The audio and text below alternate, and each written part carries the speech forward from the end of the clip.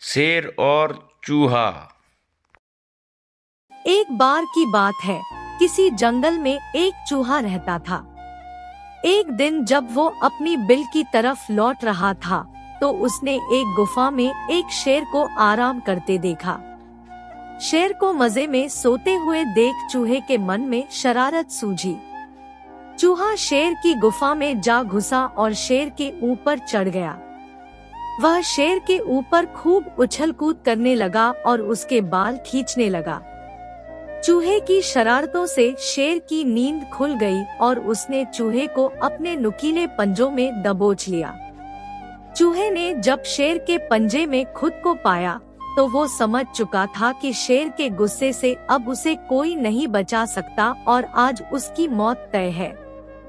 चूहा बुरी तरह डर गया और रो रो कर शेर से विनती करने लगा कि शेर जी, मुझे मत मारो, मुझसे भूल हो गई, मुझे जाने दो। अगर आज आप मुझे जाने देंगे, तो मैं आपके इस उपकार के बदले भविष्य में जब भी आपको किसी मदद की जरूरत होगी, मैं आपकी मदद करूंगा। चूहे की बातें सुनकर शेर की हंसी निकल गई। शेर ने कहा कि तुम तो खुद इतने छोटे हो, मेरी मदद क्या करोगे। चूहे की विनती सुनकर शेर को उस पर दया आ गई और उसने चूहे को छोड़ दिया। चूहे ने शेर को धन्यवाद बोला और वहां से चला गया। कुछ दिनों बाद जब शेर खाने की तलाश में इधर-उधर घूम रहा था, तभी अचानक किसी शिकारी के फैलाए जाल में फंस गया।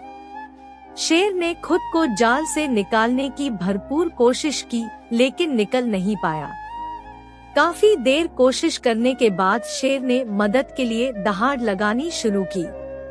उसी वक्त वो चूहा उधर से गुजर रहा था कि उसने शेर की दहाड़ने की आवाज सुनी। वो भागकर शेर के पास गया और शेर को जाल में फंसा देख चौंक गया।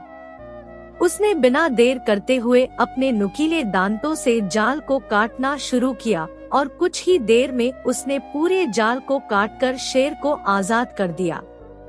चूहे की इस मदद से शेर की आंखें भर आई और नम आंखों से शेर ने चूहे को धन्यवाद किया और दोनों वहां से चले गए। फिर शेर और चूहा अच्छे दोस्त बन गए।